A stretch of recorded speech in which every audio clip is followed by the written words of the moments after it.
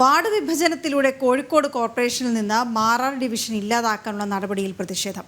മാറാടിനെ ഇല്ലാതാക്കാൻ അനുവദിക്കില്ലെന്ന് BJPയും മാറാട് അരയ സമാജവും. ഡിവിഷൻ ഇല്ലാതാക്കി 2003 മാറാട് കൂട്ടക്കൊലയുടെ ഓർമ്മകൾ കുഴിച്ചുമൂടാനുള്ള ശ്രമമാണ് നടത്തുന്നതെന്നും അതിന് ഇടത് വലത് മുന്നണികൾ ഒറ്റക്കെട്ടാണെന്നും ആരോപണമുണ്ട്. ഈ റിപ്പോർട്ട് കണ്ട ശേഷം വിശദാംശങ്ങളിലേക്ക് വരാം. വാർഡ് വിഭജനം സംബന്ധിച്ച കരട് വിജ്ഞാപനം പുറത്തു വന്നപ്പോഴാണ് കോഴിക്കോട് കോർപ്പറേഷനിലെ 49ാം ഡിവിഷനായ മാറാട് ഇല്ലാതായത്. പകരം മാറാടിനെ പൂർണ്ണമായും ഉൾക്കൊള്ളിച്ച് സാഗരസരണി എന്ന പേരിൽ പുതിയ ഡിവിഷൻ കൂട്ടിച്ചേർത്തു. വാർഡ് വിഭജനത്തിലൂടെ 75 ഡിവിഷനുകൾ 76 ആക്കിയപ്പോഴാണ് മാറാട് ഡിവിഷൻ ഇല്ലാതായത്.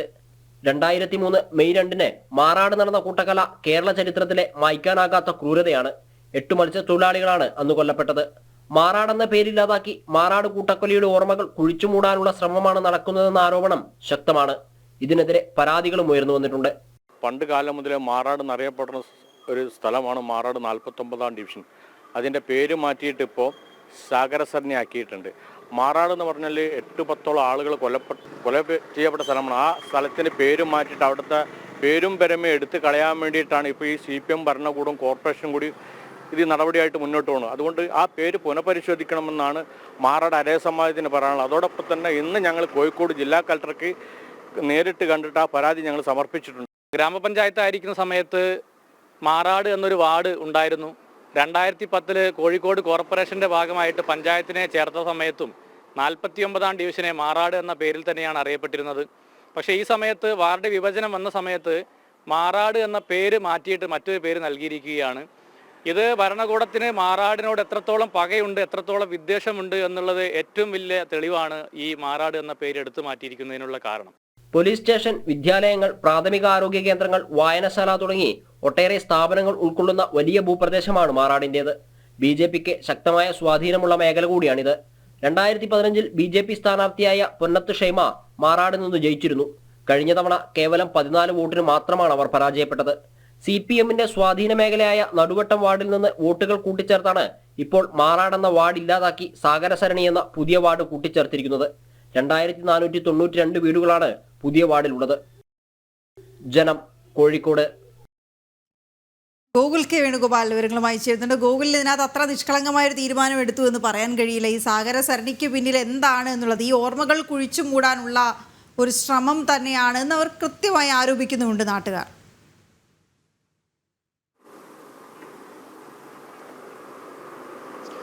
അതുതന്നെയാണ് പ്രധാനമായിട്ടും കോഴിക്കോട് കോർപ്പറേഷനിൽ 75 വാർഡുകളാണുള്ളത്. 75 വാർഡ് 76 വാർഡാകുന്ന സമയത്താണ് മാറാട് എന്ന പേര് പൂർണ്ണമായും ഇല്ലാതാവുകയും അവിടെ സാഗരസരണി എന്നുള്ള പേരിൽ പുതിയൊരു വാർഡ് വരികയും ചെയ്യുന്നത്.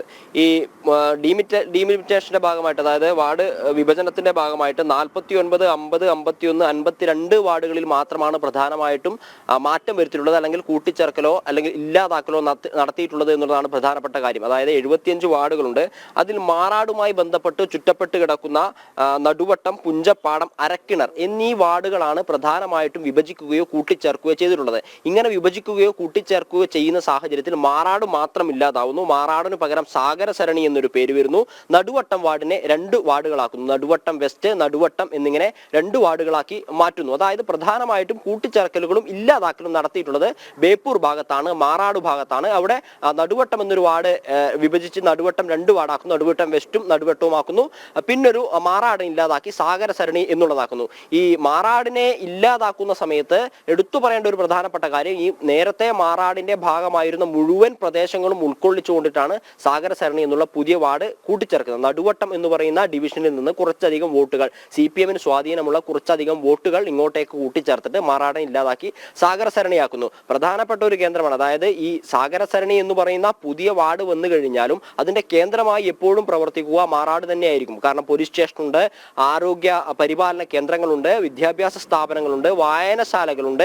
അങ്ങനെ നിരവധി സർക്കാർ സ്ഥാപനങ്ങളും പ്രധാനപ്പെട്ട ടൗണുകളും കേന്ദ്രീകരിച്ച് പ്രവർത്തിക്കുന്നത് ഈ മാറാട് എന്ന് പറയുന്ന സ്ഥലത്തിനോട് ചുറ്റപ്പെട്ടിട്ടാണെങ്കിൽ അല്ലെങ്കിൽ മാറാടിനോട് കേന്ദ്രീകരിച്ച് തന്നെയാണ്. പക്ഷെ ഈ പേരിനെ സങ്കുചിതമായ ഒരു രാഷ്ട്രീയ താല്പര്യത്തോടു കൂടി ഇല്ലാതാക്കാനുള്ള ശ്രമമാണ് അവിടെ നടക്കുന്നത് എന്ന ആരോപണവുമായിട്ടാണ് മാറാട് അരയ സമാജവും BJPയും ഒക്കെ രംഗത്തേക്ക് വന്നിട്ടുള്ളത്. 2010 മാറാട് എന്ന് പറയുന്ന ഒരു ഡിവിഷൻ കോഴിക്കോട് കോഴിക്കോട് കോർപ്പറേഷന്റെ ഭാഗമാകുന്നത്. അന്നത് CPM-ന്റെ LDF-ന്റെ കൂടെ നിൽക്കുന്നു. 2015 അത് CPM-ൽ നിന്ന് BJP പിടിച്ചെടുക്കുകയാണ്. ആ BJP 2015 ആ വാർഡ് പിടിച്ചെടുക്കുമെന്ന തിരിച്ചറിവ് CPM ഉണ്ടായ സമയത്ത് അന്ന് SDPI-യും ഒക്കെ ആയിട്ടായിരുന്നു അവിടെ ചങ്ങാത്തം ഉണ്ടാക്കുകയും ഈ BJP-ക്ക് ആ വാർഡ് പോവാതിരിക്കാനുള്ള ശ്രമങ്ങൾ CPM-ന്റെ ഭാഗത്ത് ഉണ്ടാവുകയും എന്ന ആരോപണമൊക്കെ അന്ന് BJP മുന്നോട്ടേക്ക് വെച്ചിരുന്നു. പക്ഷേ 2020 ആകുമ്പോഴത്തേക്ക് BJP-ക്ക് ആ വാർഡ് നഷ്ടപ്പെടുന്ന ഒരു സാഹചര്യം ഉണ്ടായിരുന്നു. കേവലം 14 വോട്ടിന് മാത്രമായിരുന്നു മാറാട് BJP-ക്ക് നഷ്ടപ്പെട്ടിട്ടുള്ളത്. ഇത്തരത്തിലുള്ള ദേശീയ പ്രസ്ഥാനത്തിന് മാറാട് എന്ന് പറയുന്ന ഭൂമികയോട് പ്രത്യേകമായ ഒരു താല്പര്യമുണ്ട്.